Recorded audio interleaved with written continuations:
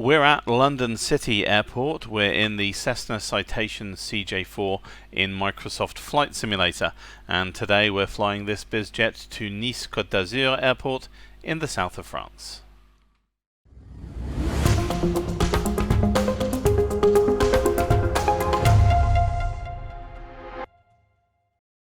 Hello and welcome back to the channel. Today you find me at London City Airport in the CJ4, and we're going to fly down to Nice on the south coast of France. If that sounds familiar, there's a reason for that. It's because I did this flight from London City to Nice in the previous simulator about 2 years ago on this channel, and that was obviously in Prepared and in the Phenom 300 by Carenado rather than a Citation jet. But I wanted to do basically the same flight with basically the same conditions and the same kind of aircraft to compare and contrast the experience that I'm able to get now in Microsoft Flight Simulator with what I could get in my previous simulator. Now, to be clear, it's not an apples for apples comparison, because the previous simulator had obviously a much more sophisticated display system, the 180-degree curved projected display. It was a multi-channel system. It had multiple PCs operating the simulation. This is a temporary sim. It's got a single screen, it's got a single PC, although I have updated that PC substantially so that it's very, very beefy. And I'm not looking to get exactly the same experience, but really I'm looking at whether or not I can do enough in the way of systems automation, hooking up all of my hardware controls, and accessing the features of the aircraft without needing to use the mouse in the virtual cockpit. That's really kind of the gold standard for me, and to see how far I can go down that road today with Microsoft Flight Sim as it is right now, with the extra bells and whistles and pieces of software that I've added to my setup. So that's the goal of the flight today. This will be a two-part video as usual. It's about an hour and 40 minutes flight time, plus all the time setting up on the ground, plus the time at the other end, so it's going to be well over 2 hours by the time all is said and done, and I couldn't get that into a single video, and even if I did, nobody would watch it. So I'm going to split this into two parts. We'll fly down to the south coast of England into the Channel, and I'll finish there, and then I'll bring up part two once we begin our arrival into Nice. And the bit in the middle I'll basically skip, but I will capture all the sim footage so that we can do a montage or something of the various places that we passed on the way that might be of interest. So that's the agenda for today, and rather than talk at great length on the ground about how I got all this stuff to work, I will do that when we are en route, and instead let's get on with setting up the aircraft so that we can get out of here. So if we go to the FMC, first thing I need to do is a pos in it. It says we have no flight plan. I could put that in manually, but why do that when you can do this and import it from SimBrief? This is Working Titles mod of the CJ4, which adds, amongst other things, that feature to import a flight plan from SimBrief. So that's pretty handy. And then when it's done, it will ask me to execute that, and that will give us the basic flight plan for our route today. There we go. So now we need to do the perf in it. So I need to note that I've got 4 passengers. Fuel is 1881 kilos, which is enough with a small reserve. The cruise altitude today is flight level 230. Now obviously the aircraft does better at higher altitude, so 40,000 feet would be ideal, but we don't have the time to get up there and get down. We'd only spend probably 10 minutes at altitude, so an intermediate cruise altitude is a good compromise. 230 is high enough that we'll get the benefit of some of the aircraft performance, but we'll be able to be there for the majority of the flight. Takeoff performance, for that I'm going to need the weather at London City. Now I could listen to the ATIS, but I'm just going to get it from 4Flight. There we go, weather. So wind is 040 at 7 knots. Outside air temperature is 24 degrees. QNH 1019. Gives us V1 at 99 knots, rotate at 101. V2 at 114, VT at 140, and you can see that the takeoff weight 6853 kilos is within our limit. Let's send that to the avionics, so we've got that on the PFD. And the next thing we need to do is to put in the departure information. For that, I am going to need to talk to ATC. Now, you've seen Pilot to ATC on the channel before, which I've been using with Microsoft Flight Sim, and it's pretty good. I've gotten used to talking to it, although I still use the Copilot for most of the activity. However, the people at PointSoft have released a new version of Pro ATC X, which is now called Pro ATC SR. The clue being that the SR stands for speech recognition, so they've added speech recognition to their product. You don't have to use it that way, you can still use it with keyboard shortcuts, which is what I will do. But the other big change, of course, is that it works with Microsoft Flight Simulator. So I bought that, I've installed that, and we're going to try it out on this flight now. I've done a little bit of practicing with it, so I think I kind of know what I'm doing. And of course, I used to use Pro ATC X all the time, but there might still be some hiccups along the way. So the first thing I need to do is just ask for my clearance, and we'll do that now. Clearance delivery BRT2600 with the ATIS request clearance. And this is where I find out that I am in fact on the wrong frequency. Or rather, I'm on the wrong radio. I'm on COM 2, I want to be on COM 1. And we'll start to get ATC chatter pretty much straight away. Clearance delivery BRT2600 with the ATIS request clearance. British 2600. ATC clearance to LFNN via EKN India 1 Hotel departure runway 09 anthem as filed. Climb to 3000. Expect flight level 230 within 10 minutes after departure. Departure frequency is 130.85. Squawk 7264. QNH 1019. Cleared to LFMN via the EKN India 1 Hotel runway 09. Climb into 3000, expect flight level 230 then 10 minutes after departure. Departure frequency 130.85. Squawk 7264. QNH 1019. BRT 2600. British 2600. Read back correct. Contact ground control on 121.83. Roger. 121.83. BRT 2600. Okay, we've got our clearance, and could hear some chatter there. It seems to have stopped for a minute. I'm sure it will come back. So it's runway 9, and the departure, the SID is ECNI 1H. I'm also going to put in our arrival procedure, or at least the one I'm expecting, just so it's already in there. If it changes, obviously we'll change that at the time. And then the approach performance will go in once we've got the weather locally. Execute that. So now we have the full course, and I need to do just a little bit of fiddling just to get the VNAV profile correct. So let's remove that. Clear that altitude which is too high. Set VEDIC at 200 and remove this vectors. That should fix everything else. It does. Alright.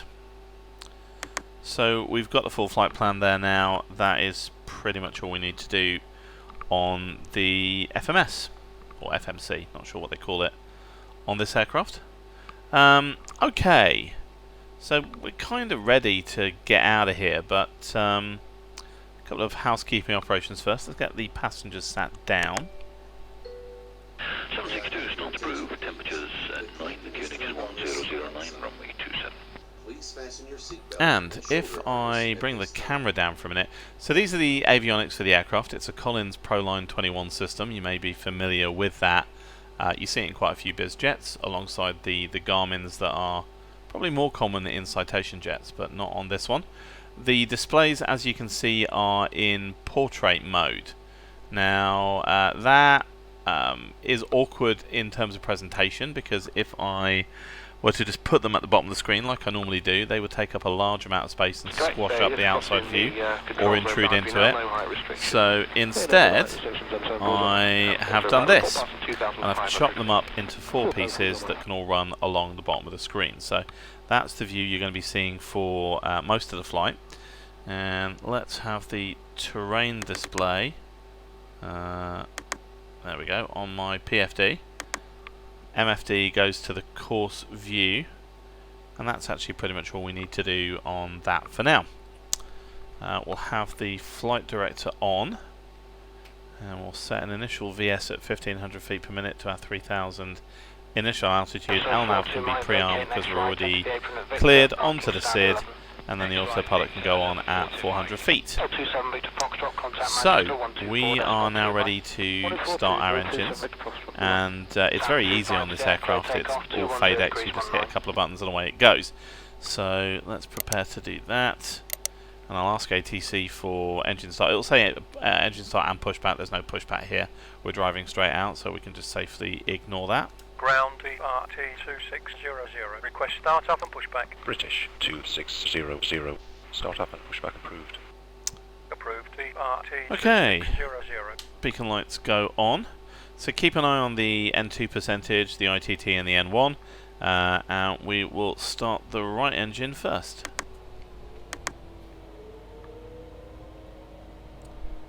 N2 will climb to about 50%, and at that point the starter will cut out and we'll know we've got a good start.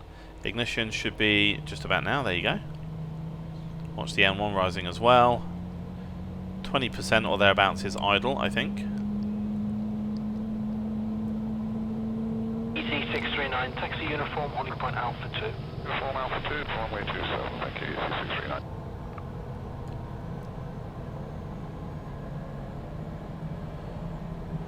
%, N2.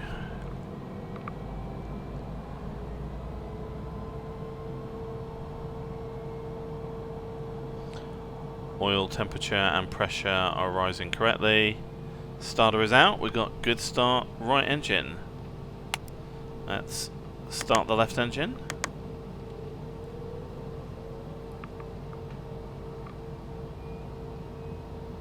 Tombstone 40 right, vacate next right, into the apron of Victor, parking stand 8. So our departure today is going to take us out initially to the left and to the northeast, and then we'll turn a little ways right, a little way left again, a little way right again, until we get to Sodvu, which is right next to Southend. And at Sodvu we'll make a big right turn about 85 degrees, head out over the Thames estuary and into Kent to Ekniv, which is the end of the SID, and then we'll begin our climb at that point, or probably slightly before, heading out across Kent and then off the south coast and into the channel towards France. So pretty simple and straightforward SID. In theory we've got to stay at 3,000 feet all the way to the end of the SID. In reality we'll get cleared up a little bit earlier than that. Speed management is a bit of an issue for me, I find, in this aircraft. So I should be under 210 knots for the first 3 waypoints till I get to LCE 06. That can open it up to anything up to 250. So I'll try and focus on that. Let's have the flaps to 15 for takeoff. But other than that, it should be a pretty uneventful flight out. The weather is quite nice. The actual real weather in London right now is a little bit cloudier than that. But of course the live weather in Microsoft Flight Sim is based on forecasts rather than actual immediate detailed weather. So it's not surprising we've got clearer skies. And that's good for us. We get to see more stuff on the way. France, a little bit of cloud over metropolitan France. But I think by the time we get to Nice, it should be reasonably clear. We'll check on the weather as we go. Right, everything is good. I'm not using checklists on this flight. I do have checklists for this aircraft, but I haven't practiced using them yet, so I'm just going to go on my own cognizance. And yeah, I reckon everything is about ready for our taxi. Ground BRT2600, request taxi. British 2600. Taxi 5 Alpha Bravo to runway 09er. via Alpha Bravo to runway 09. Right, nav taxi lights on. British 2600. Contact tower on 129.455. 129.455. And we'll go straight over to the tower. Alright. Parking brake off. Put some power in.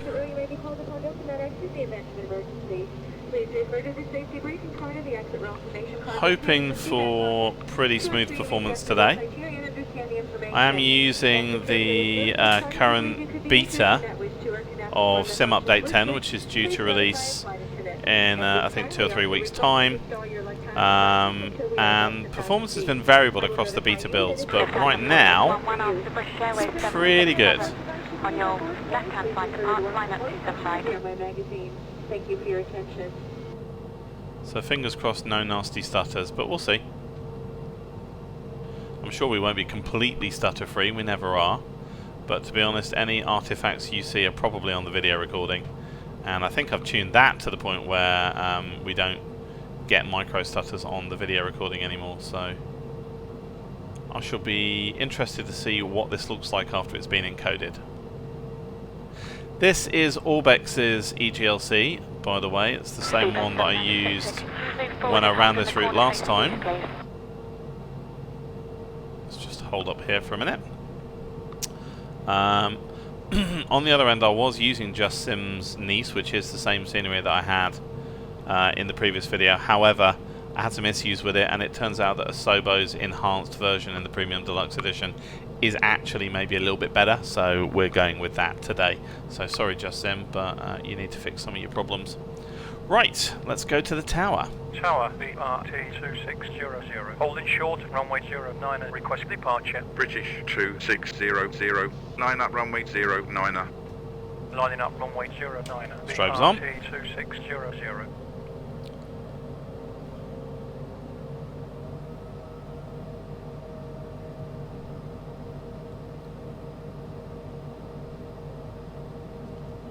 And we'll enter the runway. AI traffic today is courtesy of AIG's traffic controller. There are some issues with it. I mean, it's still very much an alpha. Wind 040 at 7. Especially as you can see, traffic literally just disappeared there. Runway 09 is cleared for takeoff. BRT2600. But by and large, it's better than what the sim can do itself. Right, we're clear for takeoff. And the lights on, flaps are set. Autopilot is set. Passengers are sat down. Flight director is correctly configured. I think we are good to go. Alright then, so have some power. Stable. Set takeoff power. Toga. Off we go. 16 Echo, contact number 134.12. 16 Echo, 134.16. Goodbye, Shamrock 713 after next direct departure to Gulf Air 767, line up 27 right, block 18. Let's rotate. Gulf Air Nice 40, short takeoff. 27 right, 7 This wind, aircraft doesn't need a long runway. Positive rate. Gear up. Gear up.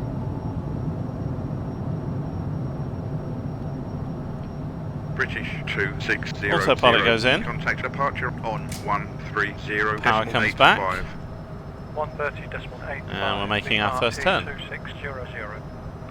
Departure BRT2600. Passing 900 for 3000. BRT2600. Our radar contact. Continued via the EKN India. It's always slightly annoying when your pilot and your controller have the same voice. Via the EKN India. One hotel. I must departure. tweak that. Maintain 3000 BRT2600. Right, trying to stay under 210 knots. Making our first leg.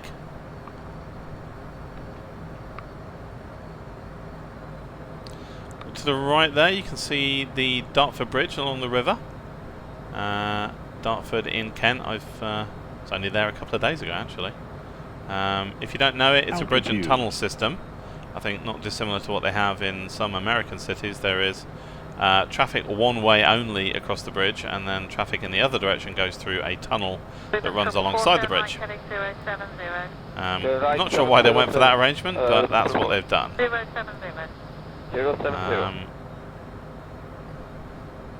We just pop briefly outside, have a look around. There's London. Oh, I've got name tags on, which I don't want. Making our next turn. This is the turn at LCE 02. We've got South Ockenden down there. Never been there, I have to say.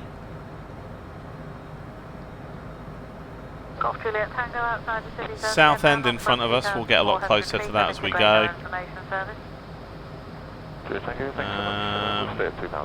And we're entering into Essex now. Passing by Brentwood and Shenfield. Oops, oh, bust my speed. Told you speed management is not my thing. I've got to watch it like a hawk, or it busts the speed limit. I mean, at the end of the day, nobody's going to shout at me. This is a simulator, but you know what I mean. Love to have an auto throttle on this thing.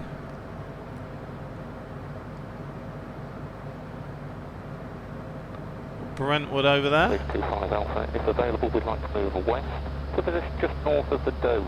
Height maximum as the land by itself. When I get to the next waypoint, LCE 06, I can actually accelerate. 325 Alpha, westbound is approved at 4,000 feet, 4 ton site. That built up area by the water, that's the town of Billericay, where I have been. Off to the right we've got Tilbury and the Tilbury docks. Just see them disappearing off the side of the window there. And if you look at the windscreen part on the left, there is some kind of terminal there. It might be oil, might be gas, might be cargo. I don't actually know what it is in the real world.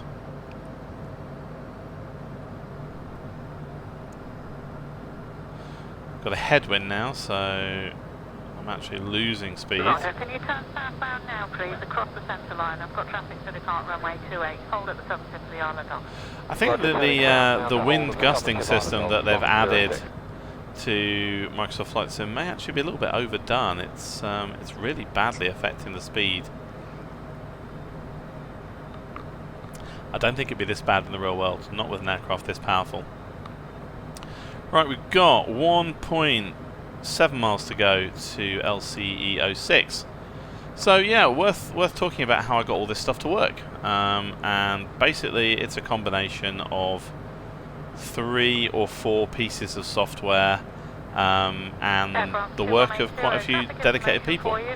As you can see, here we are at LCE 06, so I can put some power in now. I am using my Simionic G1000 units for my avionics, even though this is not a G1000 aircraft. So that's really just a convenience thing. I could change monitors, but then that would leave me with a few more configuration things to do that I'm particularly happy with. So I'm using something called Space Desk. Space Desk allows me to export the iPad screens that are in the Simionic units to my computer as if they were additional monitors. And so they appear within Windows as additional screens, and then I can put stuff on them. And in this case, I am putting the popped out PFD MFD from the aircraft, popped out in with the sim gauges, and then alongside them the 2D panels you can see, they're from Air Manager. Air Manager, I would imagine you'd know, but if not, it's well, it's a system for doing 2D panels on screens and touchscreens. There's Southend ahead of us, by the way, at Southend Airport. They've actually flown out of there in either real life or sim, so I might give that a go at some point, see if there's some third-party scenery for it. But Air Manager allows you to create panels out of generic instruments, but they also... Oh, there we go. They also supply a number of specialised instruments, and you can get additional ones. There are some ones that you can buy commercially. I'm going to VNAV and flight level change mode. And let's put some power in and go for it. And in particular, I'm using panels for the CJ4 from a free open source project called Citation. And really, the CJ4 is the only aircraft in Microsoft Flight Sim base product where there is this coverage of panels for pretty much all the systems.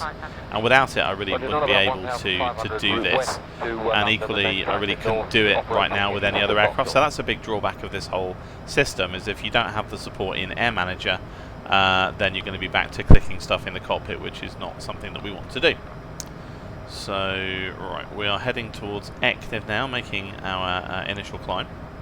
We'll keep an eye on the speed. So Air Manager gives me those panels. Air Manager also gives me the FMC, or more specifically, it gives me the bezel for the FMC. So the screen in the FMC, and just to remind you, that's what it looks like. The screen is being provided by the simulator. It's a popped out panel, but you only see the screen. It doesn't pop out the bezel for the FMS. And the Citation project have done a CJ4 FMS as an Air Manager panel, and basically you layer one on top of the other and it gives you a fully functional flight management system. So that's how that is done. And I've got enough panels now to cover all the functionality that I'm going to need on this flight, which is basically how I'm making it work. And that's the core of it, but there is more to it than that. I had to find a SPAD.Next profile for the OpenCockpits MCP and the CJ4 autopilot, so I can now control the autopilot on my OpenCockpits panel, which of course is a Boeing configured panel, so it's not type accurate, but it does work. And I also needed to find a way to be able to routinely pop out the panels, and not have to do this manually every single time. And if you've done pop-out panels in Microsoft Flight Sim, you know what the deal is, which is that you have to find the panel you want to pop out. You've got to hold down the right Alt key. You've got to click on it. That pops it out, and then you've got to move it to the place that you want it and size it to the size you want to be. And you've got to do that for every single panel, for every single flight, because the simulator cannot remember the things that you did before. So the third piece of software I'm using, and it's really a vital piece of software, is the Msfs Pop-Out Panel Manager. It's a fairly cumbersome name, but it does say what it does on the tin. And it's a piece of software written by someone in the community, which automates the process of popping out panels. It simulates all the mouse clicks necessary to pop them out, pop them into single windows out of the multiple window, move them to where you want them, size them to where you want to size them, and optionally also remove the title bar, which is kind of important for the sort of thing that I'm doing. And you save all that data, and it will then work repeatably every time you start a flight, and it takes maybe 30 seconds to set up. And without it, I just wouldn't be doing this, because it would be way too tedious otherwise. So go check out the Msfs Pop-Out Panel Manager if you haven't already. It is free, I believe it's open source. Give the guy as many likes as humanly possible, and maybe consider donating, because we really, really want this thing to be continued to be maintained. Right, up to 230. BRT2600, contact London on 128.47. Right, we're continuing our climb. Let's go over to Standard Barrow. Passing flight level 150 for flight level 230. British 2600. Identified. Continue own navigation. Continue own navigation. BRT2600. Right, let's just pop the drone out. We have a look down here. Oops. My control of the drone is not what it should be. Right, sorry. If we look down here, there's Ashford in Kent that we're flying over right now. And the reason I mention it is you might just be able to see the railway station, big long platforms down there. And you can join the Eurostar trains at Ashford. There's a motorway on the north side of the town, the railway line on the south side of the town. And they both head off towards the coast over there. where they come together, and there is a goods yard, and there is also the terminal for the Lush shuttle service, where you can put vehicles onto trains to go through the Channel Tunnel. And if we got down close enough, we could see the entrance to the tunnel down there, so that's something of some interest. And then over in front of us we have the coastline we're going to cross. We've got Lydd and the town of Dungeness, and there used to be, I think, a nuclear power station down there. Not sure if there still is, not sure if we could see it on the way past. But that's where we're going to cross the coastline, and you can see France and the Belgian coast over the other side of the channel. So we're pretty close to the end of part 1 now. And we've just arrived at 23,000 feet. So I'm just going to power back so that I don't overspeed. Because like I say, speed management in this aircraft is my Achilles heel. I get down to about 91% power on each engine. There we have it. Good. Okay, so we are beginning our cruise towards France. Airport down here somewhere, EGMD. Let's have a look. Oh yeah, there it is. There's EGMD and the town of Lydd that you can see. And yeah, those buildings right on the coast, that might be the power station. Unfortunately, we don't have like a ground view camera, but it looks a bit like a power station, doesn't it? Yeah, Dungeness nuclear power station. Cool. All right. So that's the basic deal as to how I got all this to work. There is, of course, a lot of configuration, other things that you have to do, and I have to set up particular control combos in SPAD.Next and customize a few things. But basically, putting all those pieces of software together has given me this. But this is really the only jet aircraft of any sophistication that I can do this with. If it doesn't have a G1000, then I don't really have much option other than what I've done here. Pop-outs, air manager panels, and air manager panels are only available for a very limited number of aircraft at the moment. So it's a solution, but it's a far from ideal solution. Nonetheless, I'm enjoying flying the CJ4 and I'm going to carry on doing it, so I'm glad that I got this all set up, and we'll see how it goes in terms of the rest of the flight. But I think now is a good point to end part 1, as we are now over the channel. So I will say thank you for watching, no matter whether you watch the whole thing or just a few minutes. I appreciate all the time you spend. If you like the video, it does help the channel if you click the like button.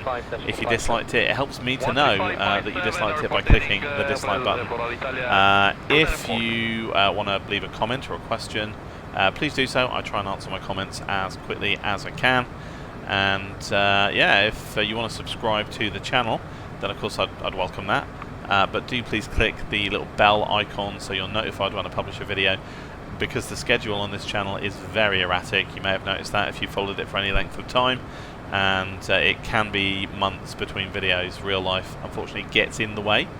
So come back for part 2 in 2 or 3 days, and in the meantime I look forward to seeing you back on the channel very soon.